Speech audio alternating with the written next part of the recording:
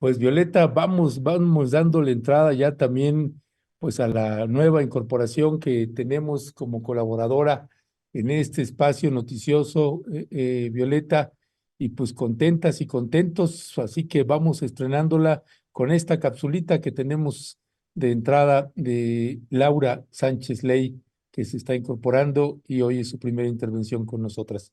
Vamos a ver.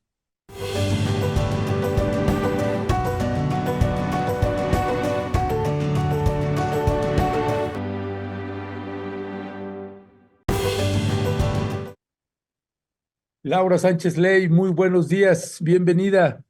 Buenos días, ¿cómo están, queridos? Encantada de estar por acá con ustedes esta mañana. Pues más bien, los que estamos encantados y encantados somos nosotros. Bienvenida, querida Laura Sánchez Ley. Pues interesantísimo y muy, muy bien que estés aquí con nosotras y nosotros. Muchas gracias, muchas gracias. Al contrario, contentísima de poder estar platicando estos temas coyunturales y pues bueno, que merecen toda la atención y nada, que son súper relevantes. Así que muchas gracias por el espacio. Pues gracias Laura. Pues estás publicando en el diario Milenio precisamente tu siguiente investigación, tu más reciente investigación, Sentencia revela secretos de la fuga del Chapo Guzmán, esa fuga que vaya que si se hizo tendencia mundial en ese 2015 y pues 28 minutos y estos policías que pues finalmente tuvieron primero una historia al parecer oscura, después ya queda un poco pantanosa. Cuéntanos, Laura, ¿cuáles son los hallazgos Uy. fundamentales que encontraste en esta investigación? Sí, mira, querido Ernesto, es muy interesante porque teníamos, es decir, hemos ido teniendo información como muy dispersa sobre el tema del Chapo Guzmán, pese a que pasan los años, Violeta, Ernesto, la realidad es que parecería que no sabemos exactamente qué fue lo que sucedió aquel día en que se fuga el Chapo Guzmán en el año 2015 del penal del Altiplano. Lo que nosotros encontramos fue una sentencia que apenas se dictó el día 30 de julio de este año, donde una jueza del Estado de México finalmente decide, ahora sí que el futuro de dos personas. Uno era Jaime Galindo Hernández, quien era monitor junto con otros hombres como Osvaldo Gastón Beiterre. Es decir, son dos personas que estuvieron el día de la fuga del Chapo. ¿Qué era lo que hacían estos hombres? Lo que ellos hacían era estar en el centro de control y mando, donde quiero explicarlo como de manera mucho más fácil. El centro de control y mando es un lugar donde había muchas computadoras en el penal del Altiplano, donde la Policía Federal, digamos que tenía una central, una base. Ellos no le llaman así, pero para mí era una central también de espionaje e inteligencia, ¿no? Donde ellos tenían que estar reportando todos los movimientos hasta las oficinas centrales en la Ciudad de México. Ahí trabajaba Jaime Galindo Hernández, que era el encargado de apoyo en el centro de control, y otro hombre llamado Emanuel Galicia Conchillos, quien era el encargado, es decir, el jefe de la estación de trabajo que vigilaba los dormitorios desde estos monitores, para que quede muy claro, ¿no?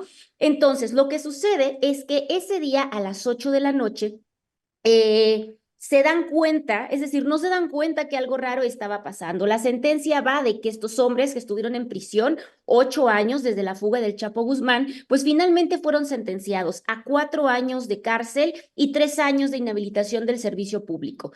Un poquito para recordar qué fue lo que pasó y qué fue lo que encontramos en esta sentencia, y por eso les digo que van saliendo estos datos, pues la realidad, colegas, es que es muy raro todo lo que sucedió esa noche en el penal del Altiplano. Para empezar, gracias a esta sentencia, finalmente sabemos que los monitores se descuidan porque hay un primer movimiento raro. Servando Gómez Latuta, para a lo mejor algunos ya no lo recuerdan, pero el líder fundador de un cártel de la droga, pues es que este hombre, raro, un movimiento súper raro, él mismo cuenta que a las 8:20 de la noche, una ceñito, que es como ellos dicen, este hombre es trasladado al servicio médico, un movimiento súper raro porque no pasaba. Realmente la tuta no era trasladado nunca a ninguna revisión médica. En ese momento lo que sucede es que un guardia, al que le apodaban el Chabelón, es como él dice, lo traslada al servicio médico del penal, de tal manera que los monitores, en lugar de estar cuidando al Chapo Guzmán, lo que hacen es que dirigen toda su atención al traslado rarísimo de la tuta, ¿no? Este es el paso número 1. Al mismo tiempo sucede otra cosa unos segunditos después, y es que este hombre, Miguel Ángel Treviño Morales, pues fundador de los Zetas, el Z40, se acerca a la reja de una celda que ocupaba para hablar con otro reo, que también van a recordar, Jan Zúcar Curi, este empresario acusado de corrupción de menores y pornografía infantil, ¿no? Empiezan a platicar otra cosa que nunca sucedía, de tal manera que entonces el otro grupo de monitores que estaba cuidando dirige toda su atención, los que activaban los micrófonos para escuchar conversaciones. Entonces tenemos que los monitores que veían, que estaban encargados de las pantallitas de televisión, estaban cuidando a la tuta, este traslado rarísimo. Los que estaban con el área de audio empiezan a escuchar la conversación, porque es decir, ¿qué podría estar hablando o qué querría hablar Miguel Ángel Treviño con un pornógrafo como Zúcar Curi, ¿no? Era rarísimo. Entonces, bueno, este otro dato encontramos también en esta sentencia judicial sobre la fuga de ese día. De tal manera que lo que sucede es que uno de los monitores pues le llama a este hombre llamado Emanuel Galicia Conchillos, que hoy es sentenciado a 4 años de prisión, y le dice, oye, ¿qué hace el Benito? ¿No? Que ahora sabemos que también le decían el Benito al Chapo Guzmán, no tengo idea por qué. Y le dice, ¿qué está haciendo el Benito? Y le dice el monitor que ahora fue sentenciado, pues ya está acostado, ya se va a dormir. Y le dice el monitor que no fue sentenciado, de hecho es uno de los pocos que no fue sentenciado por este delito porque se comprobó que sí avisó, le dice, y voy a decirlo con todas sus letras, le dice, no mames, comandante, se fue por el área de la regadera y no se ve qué esté haciendo. Pese a que ya les había avisado, intenta comunicarse con el área de custodios, es decir, con los que ya estaban digamos, en el pasillo donde estaba el Chapo, y no le contestan. Intenta comunicarse en 18 ocasiones, que ese es un datazo también, colegas, que me parece súper relevante. Tras 18 intentos para tratar de comunicarse al área de custodios, nadie les contesta la llamada. Desde las 9:17, es hasta las 9:17 de la noche, es decir, desde las 8 de la noche hasta las 9:17 de la noche, 18 intentos y nadie les contesta la llamada. Pues es decir, las complicidades para que se escapara Benito, como bien lo dices, Laura. Laura, yo quería hacerte dos preguntas. Uno, sobre cómo es posible que días antes no se escuchara, digo, entre comillas, aparentemente nada con semejante excavación que había ahí, no solamente el hoyo que hemos visto y que ahorita lo estábamos recordando al ponerlo en pantalla, sino todo el túnel que había, como nadie pues se percató de esa excavación que estaban haciendo, cuando implica pues estar ahí cincelando, martillando, haciendo pues un trabajo ahí pues bastante intenso. Y lo otro, esto que tú cuentas también, que en algún momento uno de los monitores, que ya ahorita nos estabas haciendo referencia a él, creo que en particular Miguel Ángel Treviño Morales, pues ve algo extraño, dice, y tú comentas, él regresa a la grabación, pero se pasma la grabación, ¿no? O sea, que pasa todo esa noche y pues no es posible aparentemente pues tener la información hasta varios minutos después. ¿Esto cómo es posible, Laura?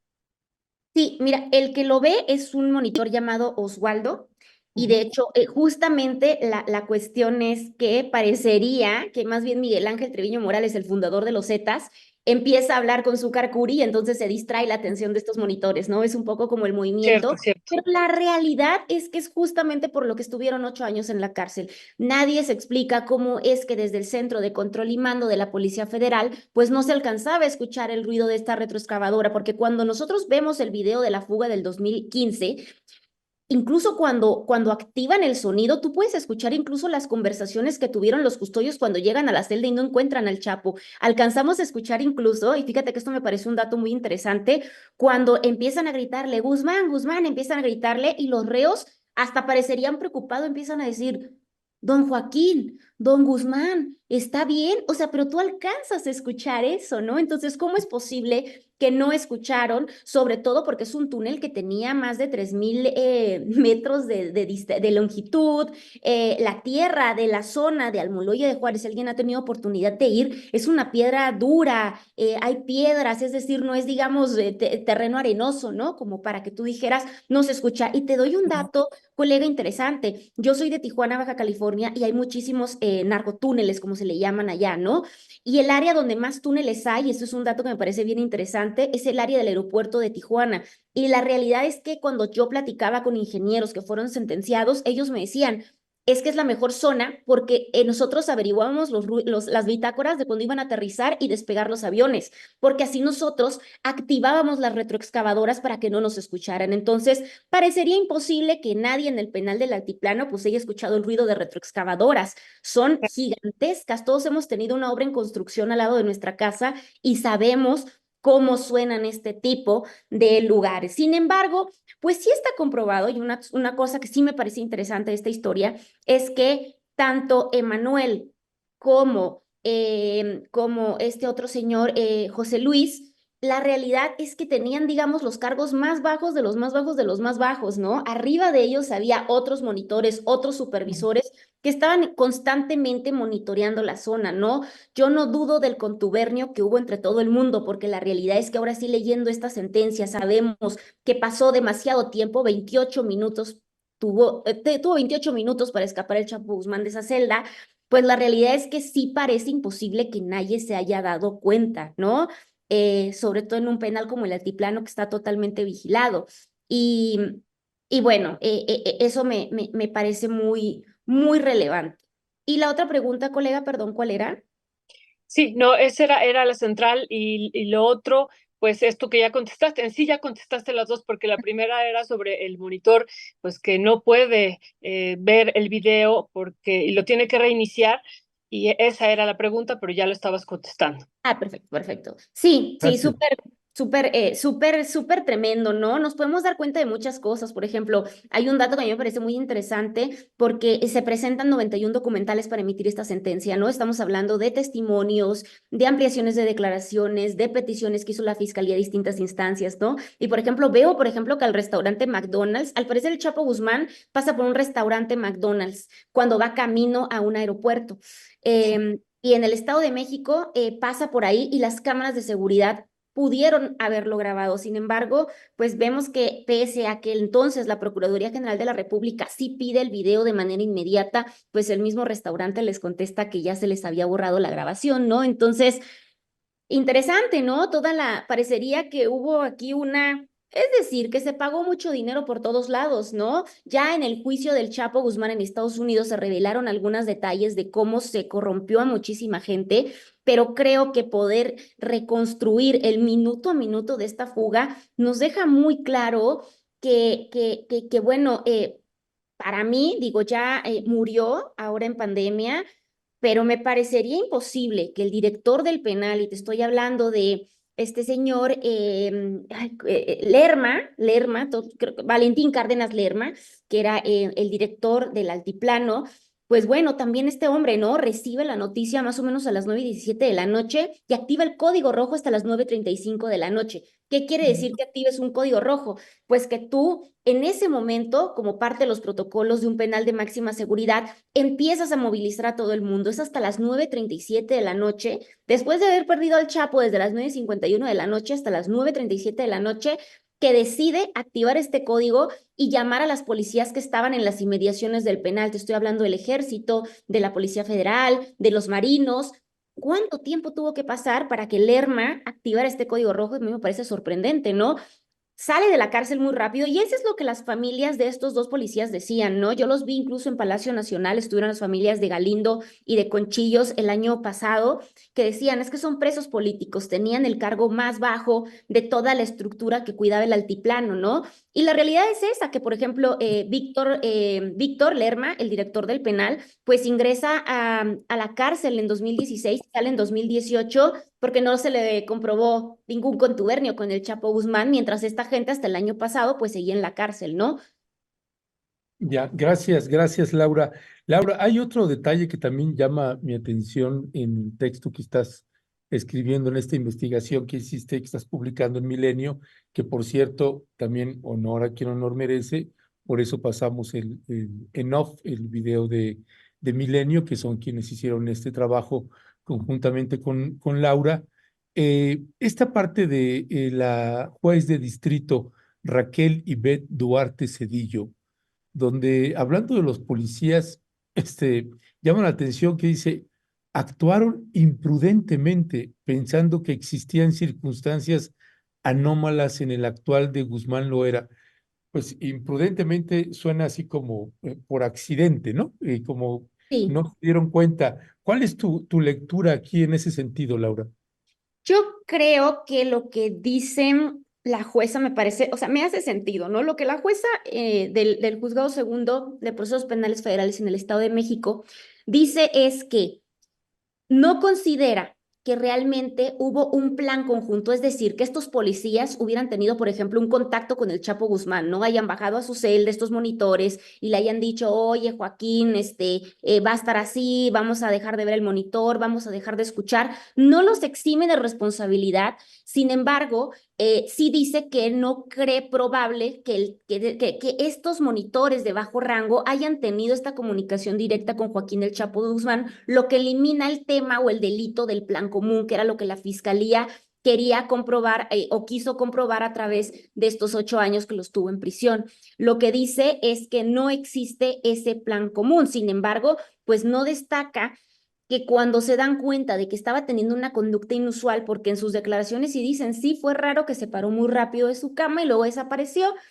Creo que también es un tema, querido Ernesto, que tiene mucho que ver con la ineficiencia por parte y los procesos de la Policía Federal en ese entonces también. Recordemos que era una policía, pues, que pedía muy pocas cosas para ser parte de esta corporación. Recordemos que ha sido una de las policías más corruptas que ha existido en la historia de este país, yo creo, después de la Dirección Federal de Seguridad en México. Lo que ella dice es que en lugar de activar el código rojo, pues se quedaron papaloteando, ¿no? Sin embargo, una cosa que sí demuestran los policías federales es que, uno, ellos no tenían la obligación de activar el código rojo. Vamos, parecería que ni siquiera sabían cómo se activaba un código rojo porque ni siquiera habían recibido, se les había impartido algún curso respecto a la activación de este mecanismo de alerta, cosa que me parece muy relevante, ¿no? También entender las deficiencias de esta policía federal, ¿no? Dice, actuaron imprudentemente. Pero bueno, dice ella, parecería que no creían que se iba a escapar, ¿no? Pero a mí también me parece, como te digo, un tema de ineficiencia policial, de falta de capacitación, que revela las deficiencias de esta corporación, pues que a lo largo de la historia, pues se corroboró que era muy corrupta. Por otra parte, bueno, tuvimos a un director de esas corporaciones que fue Genaro García Luna, que también pues se sabe que estuvo coludido con organizaciones criminales. Recuerdo que incluso en el juicio en Estados Unidos decían, y esta cosa me parece muy interesante, ¿no? Que le dio acceso a narcotraficantes a las áreas de control e inteligencia. O sea, los dejó entrar y sentarse en su escritorio. Entonces, ese es lo que también me parece no se puede descartar todo, ¿no? Pero sí me parece interesante como que estas dos cosas se conjuguen, la falta de capacitación y el tema de la corrupción policial en esa corporación que tampoco se puede descartar. Laura, gracias. Ya nos estabas comentando de esta acción de los familiares de Galindo y Galicia, pues que han señalado que son presos políticos, pero también tú ahorita comentabas sobre este código rojo. ¿A quién le correspondía emitirlo? Decías que tardó varios minutos el director Valentín Cárdenas Lerma de emitirlo, ¿no? Que creo que era él el que tenía que hacerlo, ahorita ya nos dirás. Y sin embargo, tú también señalas aquí, pues fue liberado rápidamente él, o sea, siguen ellos presos, por lo que entiendo, ahorita también era una situación que queríamos preguntarte, ¿no? La situación que están viviendo, pues, estos monitores, pero el otro, el responsable, pues, mayor, el director del penal, fue liberado rápidamente, Laura. Sí, mira, el código rojo podía activarlo cualquier persona adscrita al penal del altiplano. Te estoy hablando de los custodios, por ejemplo, en campo, que estaban cuidando en los pasillos, de directivos, de policías, de comandantes, que estaban directamente en campo, ¿no? Que es muy distinto a la labor de los monitores, que eran gente que vigilaba por pantallitas de computadora, ¿no? Al Chapo está viendo que lo vigilaban de una computadora como la que hay en cualquier oficina. Entonces, realmente el código rojo lo tenía que haber activado sobre todo los custodios en campo, ¿no? Que estaban en el llamado pabellón 20, que era este pabellón donde estaban estos reos de alta peligrosidad, quienes debían activarlo cuando no lo vieron, ¿no? Pero te digo, no pasa, no sucede. Y bueno, y también está este factor, ¿no? Que dicen que llamaron 18 veces los monitores y nadie les contestó, entonces parecería que nadie estaba ahí cuidando, ¿no? Al Chapo Guzmán. Entonces, a ellos les correspondía activar el código rojo que no se activa, no a los monitores, por lo que la misma jueza deja claro, y los manuales de procedimiento de la Policía Federal. Mientras tanto, el tema del estatus de ellos. Mira, fíjate que es muy interesante porque esta sentencia es relevante por lo siguiente. Los policías, ambos, el policía federal Emanuel Galicia Conchillos, fue liberado en el año 2018. Y Jaime Galindo Hernández apenas fue liberado el año pasado por intervención directa de la Secretaría de Seguridad Ciudadana por Rosa Isela, quien incluso en una conferencia mañanera dijo que estaban trabajando en este caso para intentar su liberación porque pues se había comprobado que se violaron es decir, los procesos, ¿no? Claro que fueron torturados, claro que fueron maltratados, y claro que eran uno de los rangos más bajos de esta estructura, ¿no? Sin embargo, no se les había dictado una sentencia, solo estaban libres porque se habían modificado las medidas cautelares, es decir, ellos seguían básicamente encarcelados desde su casa o tenían que ir a firmar, ¿no? Constantemente y no por una clase de arresto domiciliario, era lo que ellos tenían. Entonces, no estaban realmente libres, ¿no? Ahora ya están libres, ya son ciudadanos libres y sobre todo una cosa muy interesante es que se les impone una sentencia de 3 años, me parece, y 4 meses, no recuerdo los meses, pero son 3 años, para estar inhabilitados en el servicio público, es decir, en la policía. Y ahora ya se le ordenó el 30 de julio a la Secretaría de la Función Pública que los elimine del padrón de servidores y pueden reincorporarse a trabajar en las policías, ¿no? Entonces, eso es lo que sucede este 30 de julio, que básicamente ya son ciudadanos libres, ya pueden votar, ya tienen todo, se les regresaron sus derechos como ciudadanos libres. Entonces, ese es el estatus en el que ellos se encuentran.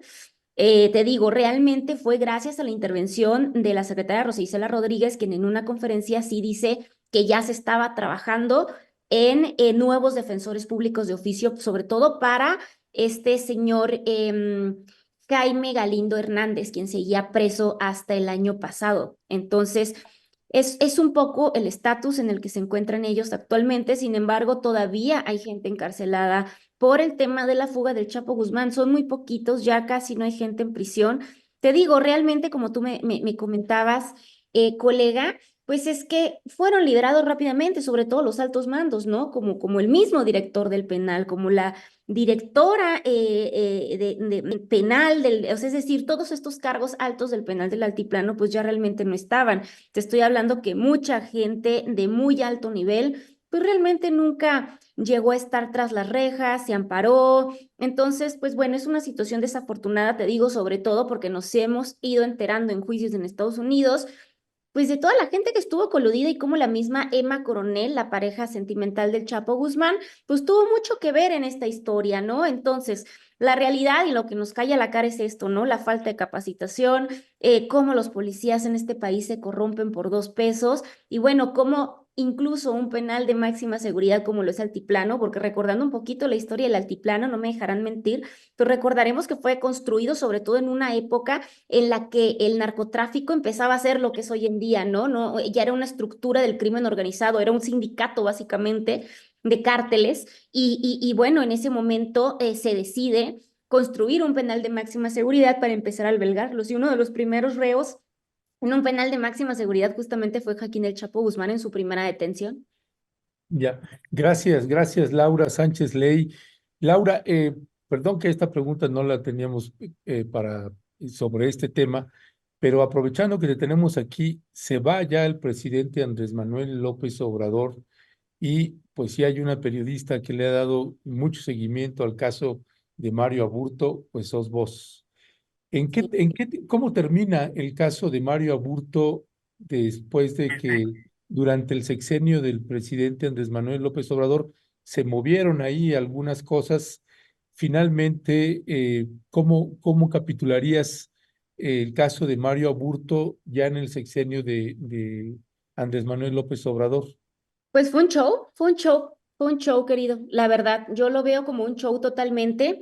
Para empezar, recordemos, ¿no? La historia de Mario Burto en ese sexenio empieza desde que el presidente López Obrador toma protesta. De hecho, me parece que por ahí de la tercera o cuarta semana dice que fue un crimen de Estado. Me parece súper relevante esta declaración porque eso nos permitió conocer el expediente judicial del caso Colosio.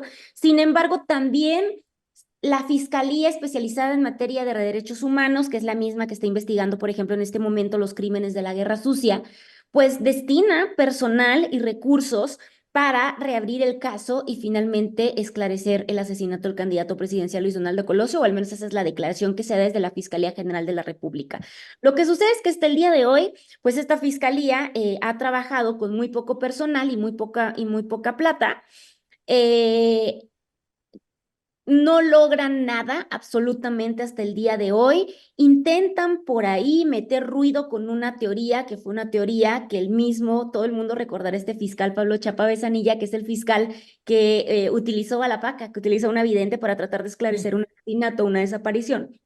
Y este fiscal dice un día que cree que un agente del CISEN fue el segundo tirador. Sin embargo, no se comprueba esto.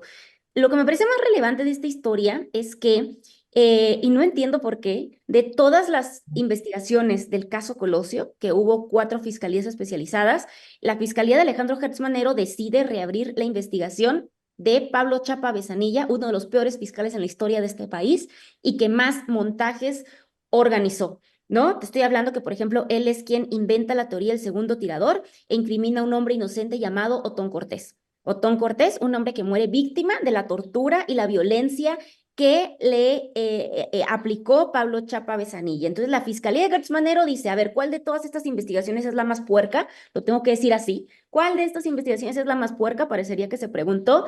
Y abre esa investigación, la de Pablo Chapa Besanilla, la peor de todas.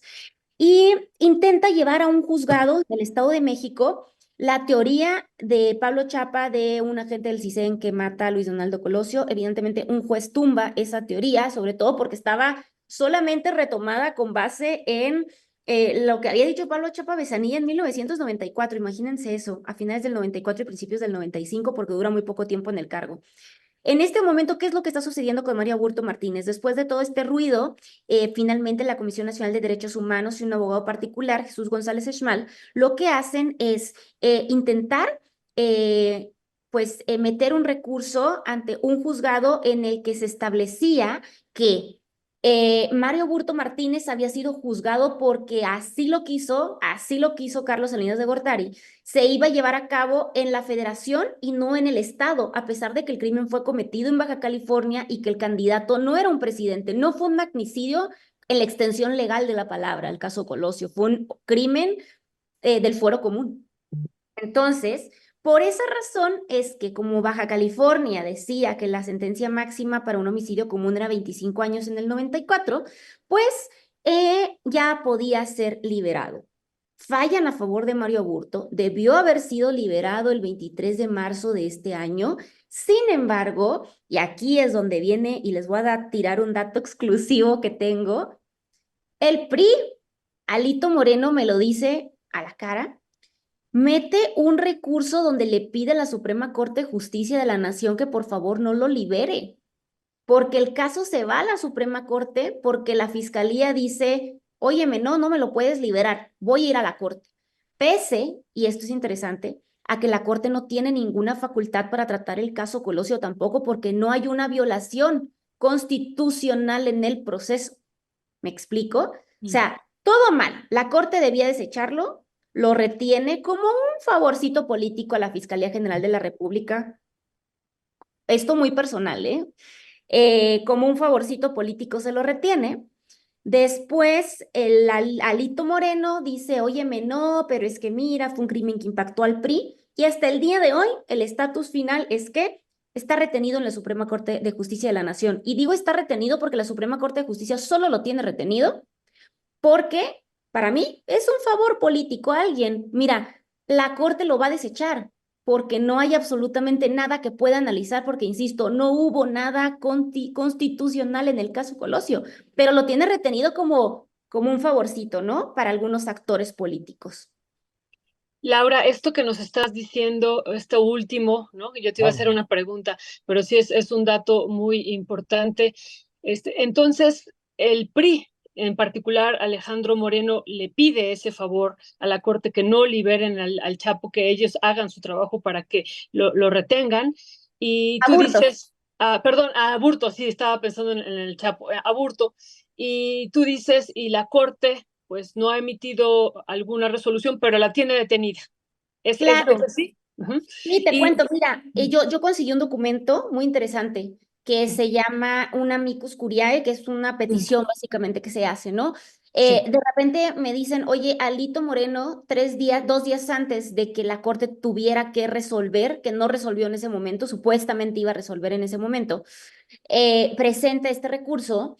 Alito, después yo voy con Alito, voy a un evento del PRI y lo veo, ¿no? Y le digo, oye, Alito, Perdón, eh, perdón la interrupción ahí. ¿Eso cuándo fue, Laura, que le preguntaste a Alito eso? eso fue cuando estaba en campaña, fue hace no mucho, la última semana de campaña de Xóchitl. No, perdón, Ah, sí, de las campañas electorales hubo un evento en el Sí. PRI muy interesante donde se presentaron los candidatos del PAN en esta alianza. Ya faltaba muy poquito para la elección y en ese momento yo me acerco al final del evento y le digo a Alito, oye Alito, tengo este documento y quiero que me digas si es real, ¿no? A mí me lo habían dado y yo le decía, yo quiero saber si es real, ¿no? Y él me dice que sí es real y acá tengo el audio, se los voy a compartir para que lo puedan transmitir. Esta información no la he sacado todavía porque yo estoy trabajando en un libro realmente sobre el PRI y sobre otros grupos políticos. Y me dice Alito que en efecto es real y que él lo presentó, ¿no? Y va firmado por Alito Moreno y va firmado por el presidente de la Fundación Colosio, donde le piden a la corte que no lo libere. Casualmente a los 2 días, la corte decide suspender indefinidamente la sesión, donde tendría que desechar el recurso en contra de Mario Burto Martínez. ¿Qué pasa si la corte rechaza este recurso? Es que esta es la importancia, creo yo, lo más importante de entender por qué está retenido. Ujú. Si la corte rechaza, libera, básicamente. ¿Por qué? Porque si la corte rechaza, regresa al tribunal que ya dijo que tiene que ser liberado. ¿Me explico? oh, wow. Entonces, esa es la situación. La Corte no quiere tener, me da la impresión, pues esta responsabilidad en este momento. Me parece que también estaba todo el tema de la coyuntura electoral, no quería meterse en un tema político, pero la realidad es que sí reciben esta petición de Alito Moreno y el mismo Alito Moreno me dice, sí, Laura, y me dijo así, y lo tengo acá grabado, me dice, sí, y porque tienen que entender que es un asesino, me dijo así, ¿no? Entonces, ese día estuvo un poco ríspido ahí el ambiente en el PRI. Ya después, incluso en la tarde, me cayeron los bots del PRI diciéndome que yo ni siquiera había ido al evento. Pero bueno, ese es el estatus, colegas. Es que es un novelón que nunca acaba, que no va a terminar, donde la Fiscalía, la Suprema Corte de Justicia de la Nación y el PRI, bueno, tienen hecho un reguero. Reguero, esa es la palabra, colegas, tienen un reguero. Y yo les digo, y es una cosa que yo le dejaría abierto también a su auditorio. Está el tema exactamente de que ya cumplió la pena Mario Aburto Martínez. Queremos como país que la gente esté toda la vida. Es decir, ¿en qué momento ya la gente cumple su sentencia en todos sentidos, ¿no? Entonces, luego me dicen, es que tú quieres que liberen a un asesino. Le digo, no, no, no, yo solamente digo que para mí es obvio que hay un conflicto en la Suprema Corte de Justicia, en la Fiscalía y con partidos como el PRI que siguen teniendo un poder enorme y que el tema Colosio sigue siendo un tema muy ríspido para ellos. Uf, pues vaya, vaya información. Oye, pues sí, ese audio nos Claro, se los encantaría voy a poder compartir. transmitirlo ahí para que la gente lo escuche. No, y yo te preguntaba, ¿cuándo fue eso a propósito de esta disputa que tiene Alejandro Moreno, pues con Manlio Fabio Beltrones, que recordarás, pues lo vincula con el asesinato de Colosio, y Claro. por eso es que te preguntaba esto y tu opinión ahí en ese sentido de perdón, Manlio Fabio Beltrones con Alito Moreno en esta acusación que le hace Alejandro Moreno, a Manlio Fabio?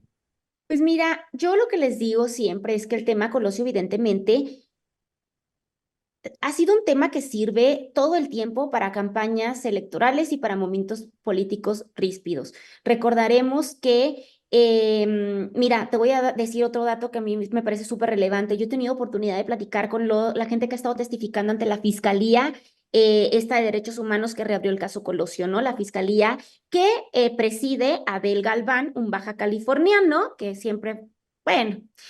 Un baja californiano que está llevando el caso Colosio y que ahora también está en la comisión, aquí en la Fiscalía General de la República con Alejandro Gertz Manero.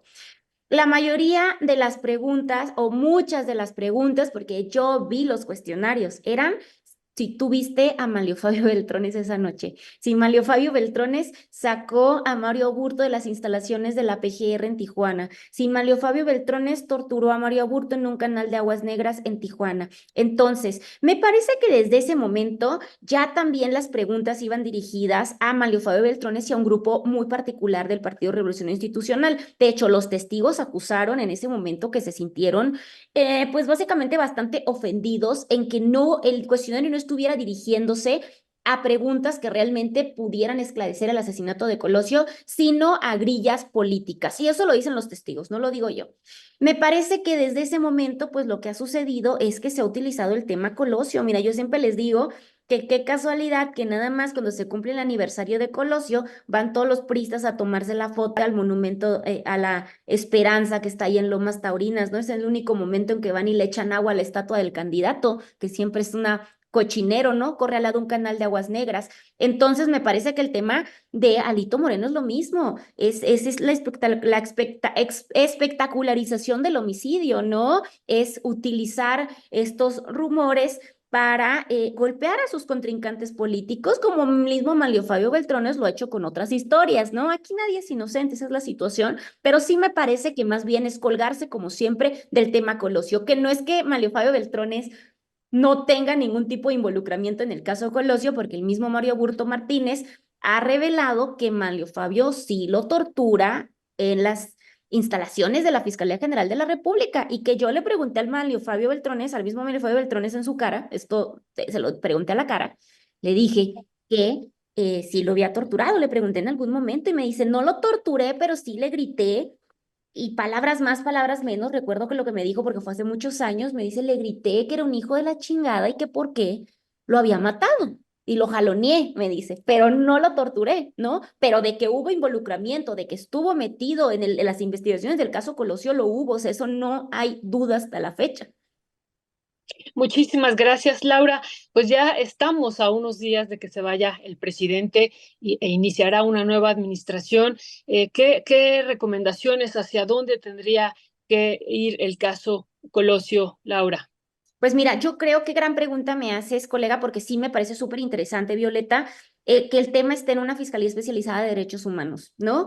La misma fiscalía especializada en materia de derechos humanos que está investigando los crímenes para esclarecer los temas de la guerra sucia, que ojalá podamos platicar en algún momento de esa historia, de esas historias también que hemos estado trabajando desde este espacio. Y es que yo siempre les digo, yo no estoy en contra del esclarecimiento de crímenes del pasado. De hecho, me parece súper relevante que se haya abierto una fiscalía para esclarecer el caso Colosio. El tema es cómo operan estas fiscalías para esclarecer. A mí me parece que se han convertido, pues, en un área de la Fiscalía General de la República que lo único que está haciendo es revivir temas del pasado cuando le conviene y que realmente las víctimas y las familias no están teniendo esclarecimiento en estos crímenes del pasado, como es el caso Colosio, como es el tema de la guerra sucia, como es el tema del Plan Telaraña, que involucra militares en la represión y en la guerra sucia, como es el tema de los vuelos de la muerte, que ojalá podamos platicar de esa historia que también hemos estado cubriendo. Y que bueno, es esta misma fiscalía que encabeza Abel Galván que prácticamente no ha hecho absolutamente nada y que no solo no ha hecho absolutamente nada, sino que se niega a rendir cuentas, Violeta. Esa es una cosa interesante. Mira, las otras fiscalías del caso Colosio eran puercas, porque sí lo fueron. Hemos descubierto tremendas irregularidades que ya platicaremos en otros espacios de esto, en este programa, pero hay grandes irregularidades. Sin embargo, te cuento que cada mes rendían informes de lo que estaba pasando.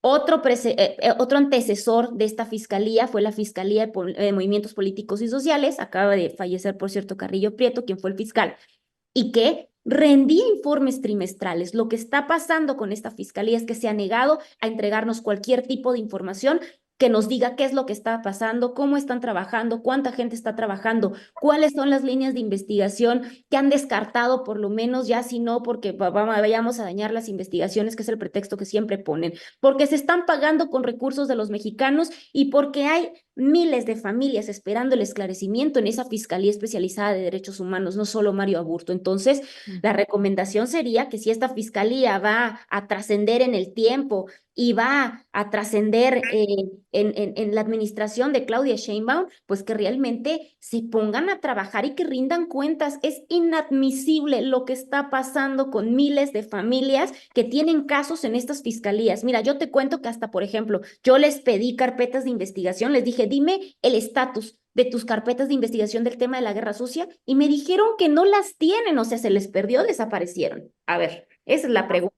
Es que tenemos para rato, colegas, así que encantada yo de Pues, estar acá porque miren, yo no paro de hablar. pues Laura Sánchez Ley, muchísimas gracias. Pues ya nos tomamos más tiempo del que habíamos platicado, pero bien que valió la pena, pues contentas y contentos de que estés con nosotras y nosotros cada semana te mandamos un fuerte y fraterno abrazo. Bienvenida, Laura. Muchísimas gracias, estoy súper contenta, súper feliz, ya me muero de ganas de vernos en persona en el estudio también, así que nada, por acá yo estoy con ustedes platicando de todos estos temitas escabrosos. Muchísimas gracias, Laura. Siempre, siempre admiramos mucho, mucho tu trabajo, así es que bienvenida. Estamos muy contentas acá de tenerte. Muchas Abrazo. gracias, Violeta, un abrazo. Gracias. Pues es la participación de Laura Sánchez Ley, que estará pues ya colaborando con nosotros semanalmente